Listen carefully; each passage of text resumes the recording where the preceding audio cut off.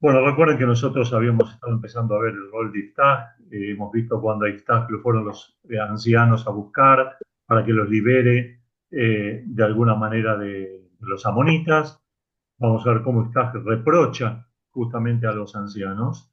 Vamos a ver las justificaciones, las argumentaciones. Es un capítulo muy interesante. Vamos a tratar de verlo lo más posible. Vamos, por supuesto, a compartir la pantalla para verlo con Parshanut. A ver si es por acá. ¿Ahí se ve? Sí, supongo que sí. Ahí lo pueden ver, ¿no? Sí. Sí. Cualquier cosa que no se vea me dicen, pero ahí está. Sí, se ve perfecto. Bárbaro. Bien, nosotros habíamos visto los 6 primeros psukim, los versículos de acá, ¿sí? Eh, y vamos acá a retomar. Y fue cuando los hijos de Amón lucharon. Esto lo vimos, el versículo 6. Y dijeron a Iftag, ven y serás nuestro comandante para que peleemos con los hijos de Amón. ¿Sí? No había nadie, aparentemente, o no tenían la suficiente fuerza, y van a Iftag, que como dijimos, era una persona que venía de una familia complicada, pero además se había reunido con bandoleros, con gente del mal vivir, o sea, para que la gente vaya a buscar un juez o a alguien que haga un poco de orden entre gente de mal vivir, había que estar realmente muy mal. Y acá vienen los reproches de Iftag. Acá viene el juego que él hace. Miren psicológicamente el diálogo que se va a dar acá, que es muy interesante. Y dice, el versículo 7, y dijo Iftaj a los ancianos de Gilad, a los que lo vinieron a ver, ¿acaso no me habéis aborrecido y me echasteis de la casa de mi padre? ¿Por qué pues venís ahora a mí cuando estáis en desgracia? Acá, eh, eh, acá prácticamente primero lo que tenemos que ver es que los que lo echaron fueron los hermanos, no fueron los ancianos, fueron los hermanastros.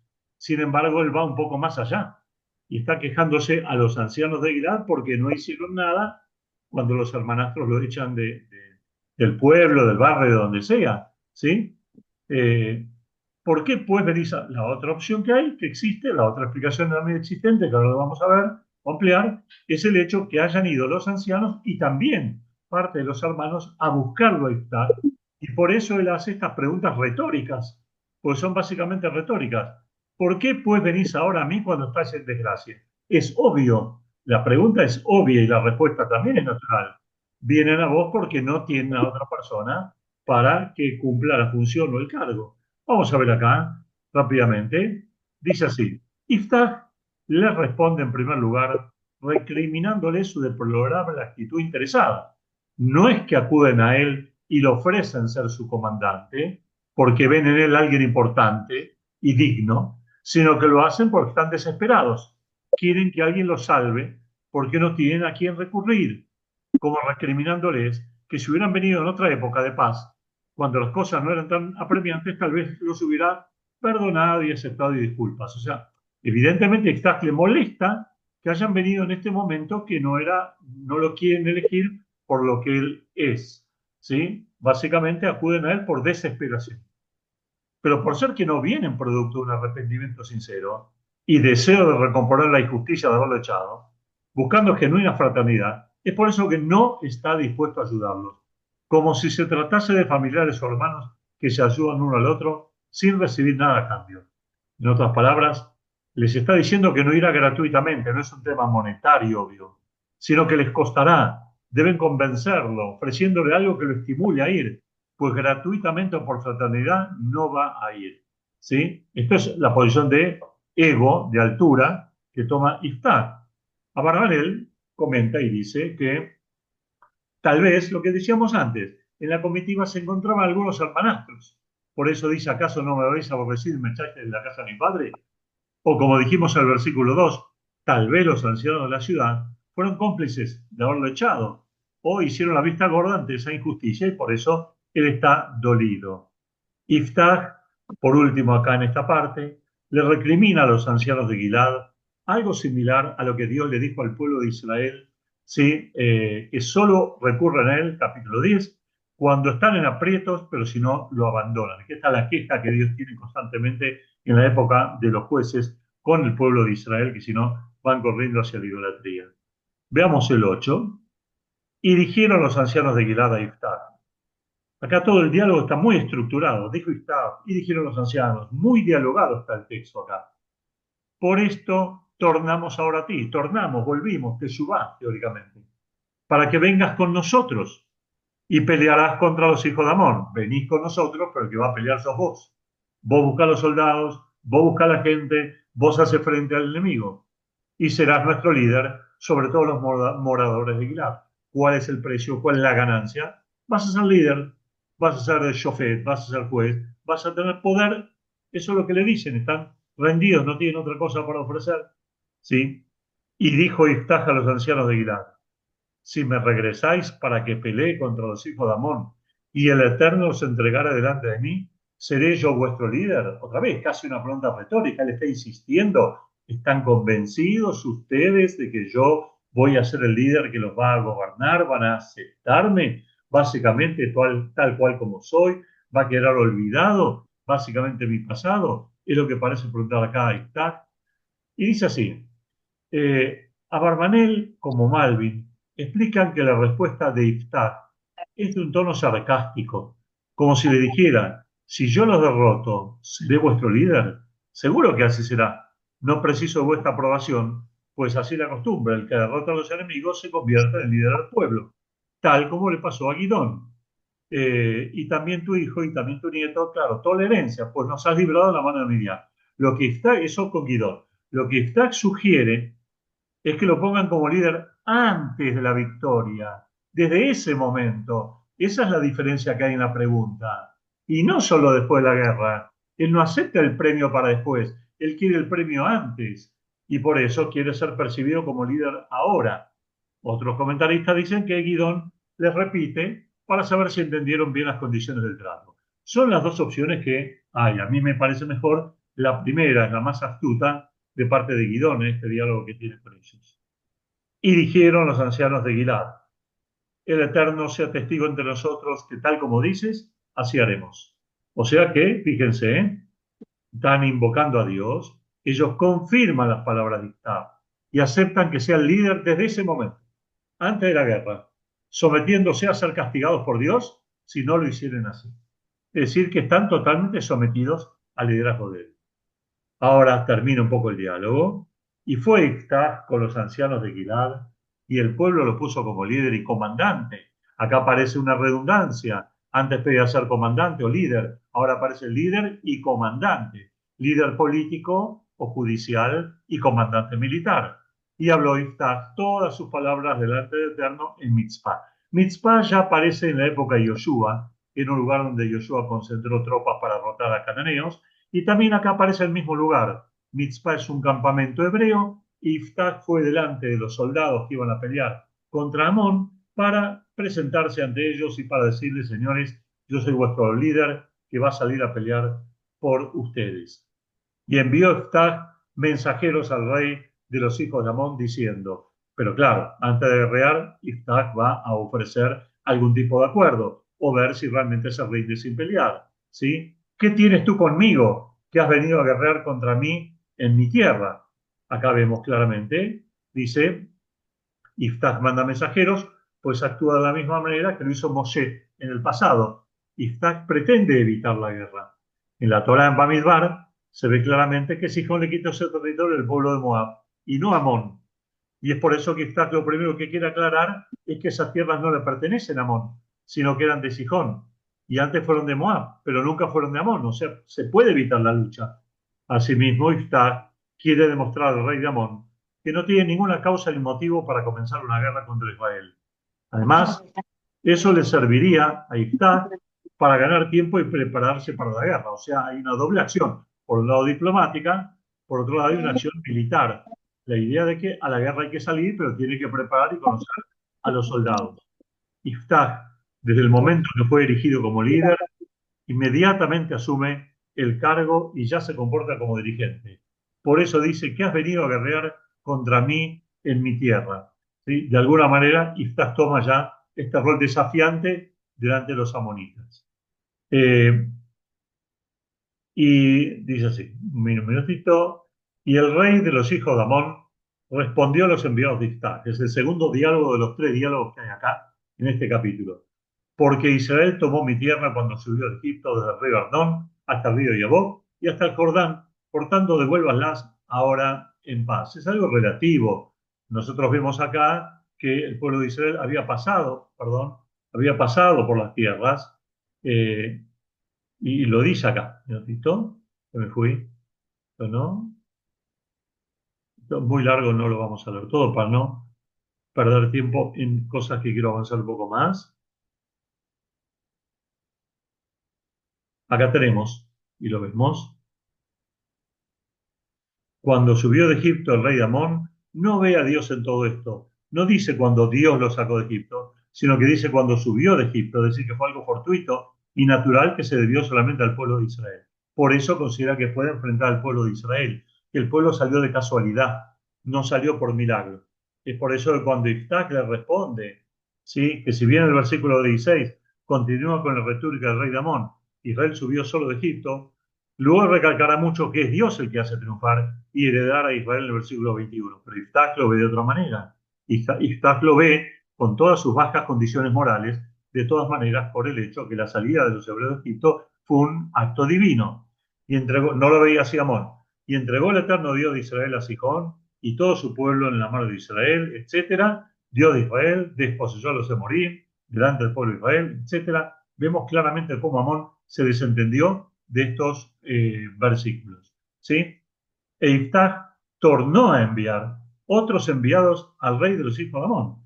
¿Qué quiere Iftach? ¿Qué está haciendo acá Iftach? Iftach sigue el mismo ejemplo que Moshe, cuando envió emisarios al rey de Edom, o sea, a otro pueblo, pidiéndole pasar por su tierra, y éste le contestó que no. Moshe vuelve a insistir y le explica más detalladamente. Así actúa Iftach con Amón. O sea, vemos que Iftach tiene virtudes, ha aprendido algo de los líderes anteriores, ha aprendido de Moshe también, a tratar de empezar el tema en paz y si no llevar después la guerra. Y le dijo, así dice Isaac, no ha tomado Israel la tierra de Moab, ni la tierra de los hijos de Amón, porque hemos pasado por el medio, porque así lo narra la Biblia, lo hemos visto. Porque cuando subió Israel de Egipto, anduvo por el desierto hasta el Mar Rojo y llegó a Kadesh. Es todo el camino que conocemos. Y por lo tanto no tuvieron que cruzar por las tierras de Amón, estuvieron cerca, pero no cruzaron. Y envió a Israel mensajeros al rey de Edom. Está explicando ya lo que pasó antes.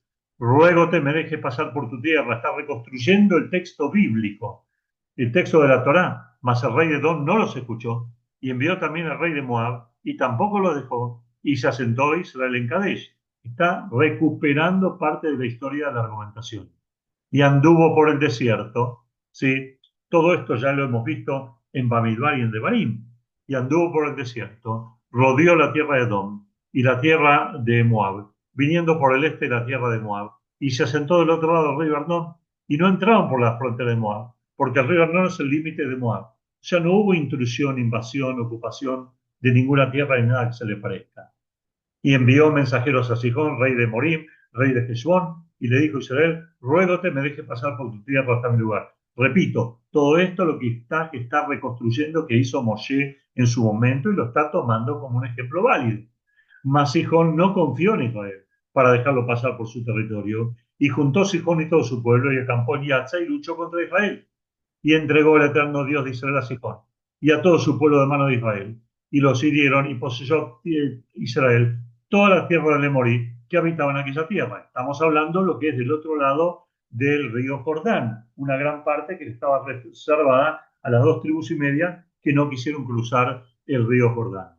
Y poseyeron acá la descripción geográfica, toda la tierra de Emorí, desde el río Arnón, que como dije la vez pasada desemboca en el Mar Muerto, hasta el río Yabok en el norte, y desde el desierto hasta el Jordán. Es toda una zona parecida a una parte de Jordania, la parte más fértil de Jordania. Así, el eterno Dios de Israel desposeyó a los Emorim de delante de su pueblo Israel. ¿Y tú, por ventura, la has de poseer? ¿Qué significa acá esta pregunta? Hace toda la argumentación, trae toda la historia. ¿Para qué? Para que, obviamente, los amonitas entiendan que no tienen lo que enfrentar, que están en problemas, que mejor no vayan, básicamente, a la guerra. Dice así, este versículo es la conclusión de todo lo que se relató antes, de todo lo que vimos recién. Todo ese territorio lo conquistó el rey Sihón a Moab. En todo ese tiempo, pues hubo una guerra entre ellos también. En todo ese tiempo, nunca nadie se lo reclamó ni intentó recuperarlo. Luego Israel lo conquista por orden de Dios de manos de Nemorí. Después de todo eso, ¿pretende Amón quedarse para ellos con ese territorio? O sea, está ilegalizando la presencia de Amón ahí. Además, por ser que fue por designio divino, al pretender ser rey de Amón, quitarle esos territorios a Israel estaría contradiciendo la voluntad de Dios. O sea que Iftach tiene argumentos acá en ese sentido para decirle a los amonitas que están ilegalmente en una tierra que no les corresponde, que esa tierra fue ocupada antes, que eso no tiene nada que ver, y que eso es una tierra que Israel en su momento la conquistó Moshe también. Y sigue adelante, Iftach. ¿Acaso no posees? Si bien está hablando en singular, se refiere seguramente a las autoridades de Amón, algún rey, alguna figura importante. ¿Acaso no posees lo que Chemosh, tu Dios, uno de los nombres de los dioses paganos, te hizo poseer? Así pues, poseeremos nosotros a todo aquel que el Eterno nuestro Dios echó de delante de nosotros. Rara la comparación. Demuestra acá Iftach en una actitud extraña. Está comparando a un ídolo con el Dios de Israel. Esto también nos mostraba un poco los vaivenes de quién es Iftach, de dónde estaba parado, básicamente. ¿Cómo va a ser semejante comparación? Veamos acá, y dice así, no sé, acá hay una explicación, veámosla si nos cierra o no nos cierra. ¿Sí? No se trata de que Iftach creía en los dioses paganos de los pueblos, como pareciera ser, sino que trata de seguir la lógica del rey Amón, pues en la antigüedad los pueblos, si bien creían en un Dios supremo, ellos consideraban que ese Dios supremo dirigía el mundo por intermedio de otras fuerzas o semidioses de rango menor, una estructura como tenían los griegos. Y así cada pueblo poseía su emisario o semidios, como, insisto, como los griegos. Zeus era el dios máximo, pero también tenían Afrodita y Baco, y después eso se trasladó a los romanos, etcétera, etcétera. Que era el que encargaba de todas las necesidades de su pueblo y luchaba sus guerras. Los demás pueblos creían. Israel también tenía su Dios particular, que es el que los hizo salir de Egipto. Es por eso que Iftach les habla en el idioma que ellos manejan. Mas Iftach de seguro no piensa de esa manera. Y así se ve lo que dice el versículo 27, que después lo vamos a ver. O sea, en primer lugar, esto ya nos deja un poco más tranquilo. Iftach no está creyendo en ídolos. Iftach está hablando en el lenguaje que los idólatras pueden llegar a entender. Está hablando su mismo idioma, por así decirlo. Es interesante notar que Chemosh era el dios de Moab y no de Amón. Y sin embargo, el pueblo al que hay que enfrentar es Amón. Tal como se ve en Bamidbar, etc. Ay de ti, Moab, perdido está el pueblo de Chemosh.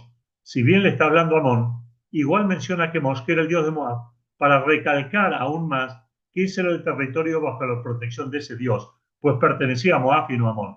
Otra vez, está cargando sobre Amón el hecho que son intrusos. El pueblo de Israel no considera que la tierra se adquiere por dinero o por la fuerza o por conquistas físicas, sino que es Dios el que le otorga la tierra a cada pueblo, tal como Abraham, que se niega a comprar cualquier terreno de Israel, a no ser la parcela de la tierra para enterrar a Sará, ¿sí? En Hebrón, Peilá, pues él considera que la tierra no se adquiere con dinero, con poder, sino que se obtiene por el mérito. Es por eso que a pesar de tener los medios para hacerlo, por principio, él no compra ninguna parcela, ni se aferra a ninguna tierra, sino que espera hasta que Dios se lo dé o le autorice, pues de él es todo y se lo da a quien lo merece. De alguna manera nos da a entender acá que Iftach tenía este tipo de contradicciones, de creencias a veces marcadas y otras veces un tanto dubitativas. Y dice así, acá el versículo 25, y ahora, tú eres mejor que Balac. Recordamos el Balac que envió a Bilam a maldecir al pueblo de Israel. Hijo de Zippor, rey de Moab. Riñó él contra Israel. ¿Acaso Balac no se acobardó y mandó a un grupo a maldecir? ¿Acaso guerreó contra ellos? Le está dando otro argumento a Moab. ¿Cómo? Si Balac, que era el rey de Moab, mandó un mago, mandó un falso profeta para maldecir, vos te vas a animar a hacer algo. Si no tenés tanto poder tampoco, ¿ustedes los amonitas se van a atrever a hacer algo? Insisto, llama la atención acá, en este capítulo, todo el diálogo intenso que Iftach tiene con los enemigos. No es como otros capítulos como Yoshua, en donde nosotros vimos que sale Yoshua, combate contra tal enemigo, no hay diálogo, se rinden, no se rinden, las cosas son más directas. Iftach es casi dialoguista en algún sentido. Cuando se asentó Israel en Heshbón y sus aldeas en Aror y sus aldeas, toda la ciudad que estaba al margen del río Arnón durante 300 años, ¿por qué no lo habéis rescatado en ese tiempo? Acá hay una contradicción, hay un problema que no logramos entender, es el tema de 300 años. 300 años parece acá un texto que no estaría ajustado o adecuado a este lugar. Acá lo vamos a ver, porque la época de los jueces tampoco duró 300 años. Entonces, ¿por qué está diciendo acá durante 300 años? Acá ese tema lo va a ver Rashi, lo van a ver otros comentaristas, y aquí vamos a ver, fíjense que un poco cómo nos da la cuenta hasta llegar quizás a algunos años cercanos.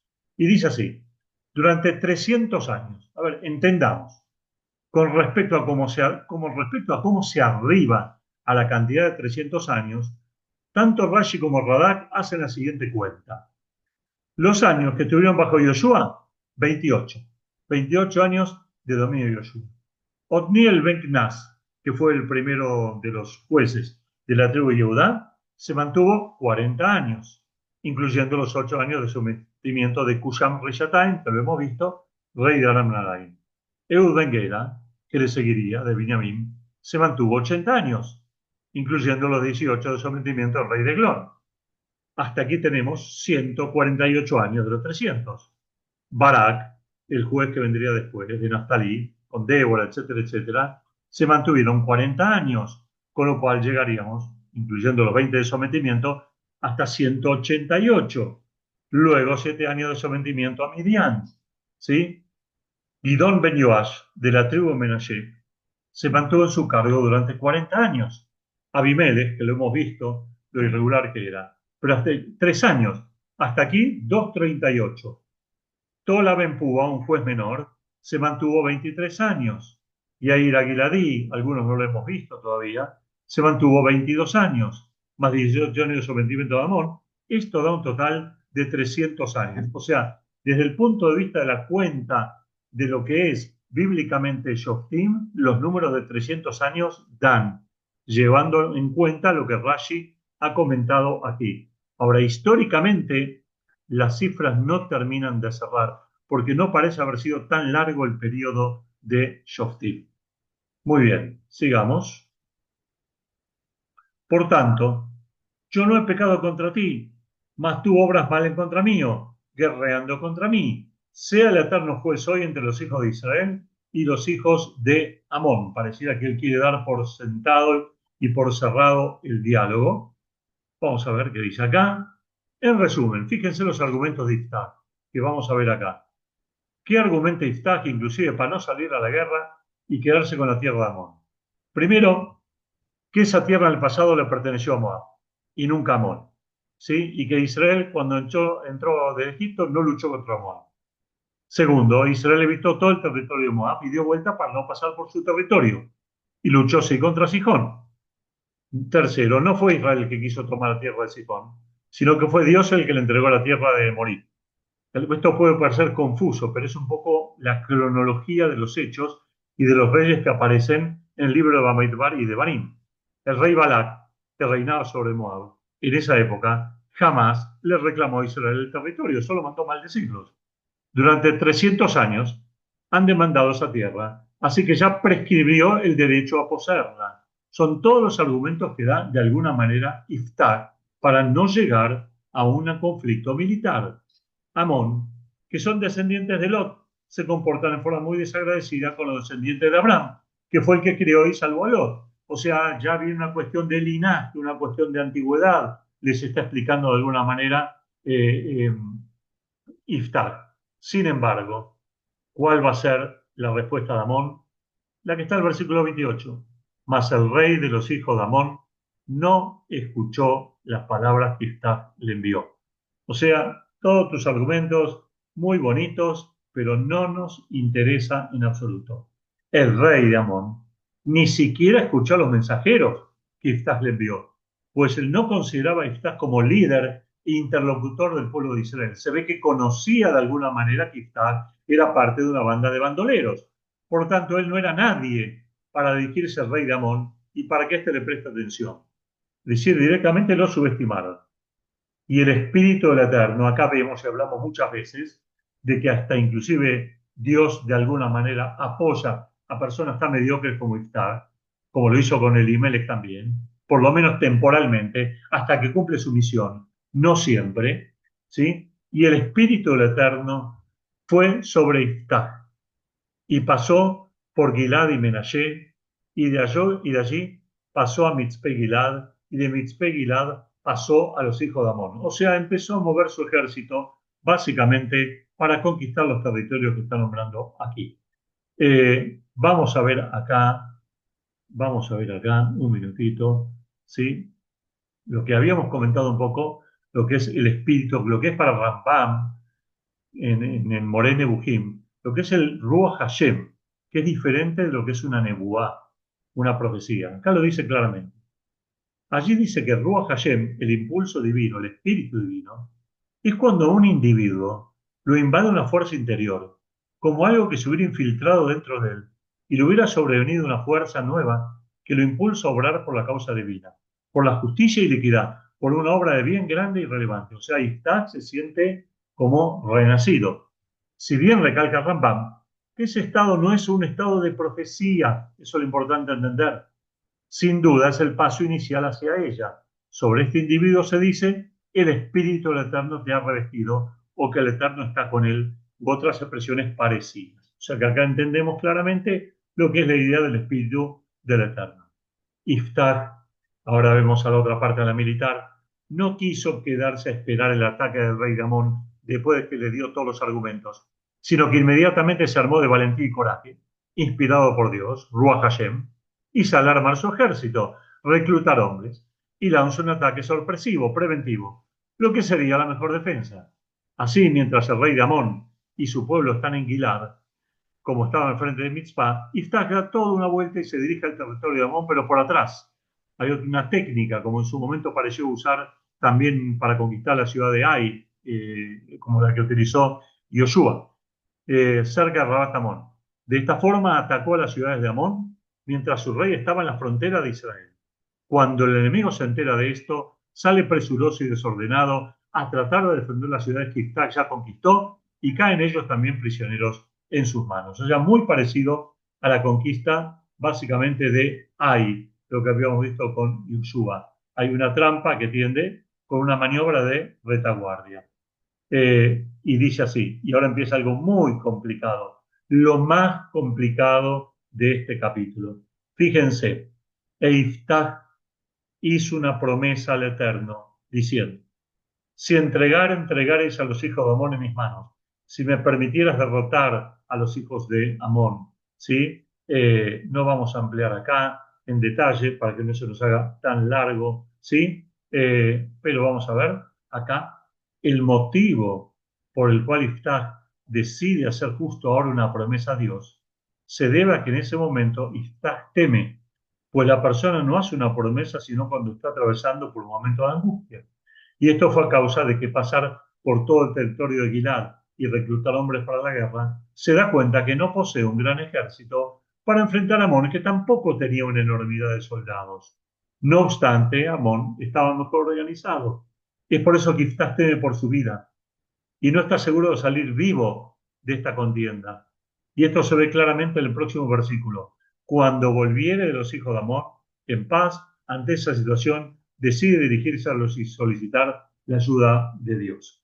¿Sí? Muy bien. Entonces vemos acá que no era un gran tzadik, Iftach, otra vez más lo notamos, pero fíjense lo que dice, lo que nos da la pauta de lo bajo que había caído Iftach. Y entonces será que quien quiera que salga de las puertas de mi casa a recibirme, cuando volviere de los hijos de Amón en paz, será para el Eterno y lo ofreceré en holocausto. Momento, ¿qué está diciendo aquí? Está diciendo que cuando él vuelva victorioso y vea que lo van a recibir en la casa con la victoria, ¿en quién estaba pensando que va a salir? ¿En el perro ovejero alemán que tendría como mascota? y lo sacrificaría a Dios en una oveja, en un carnero.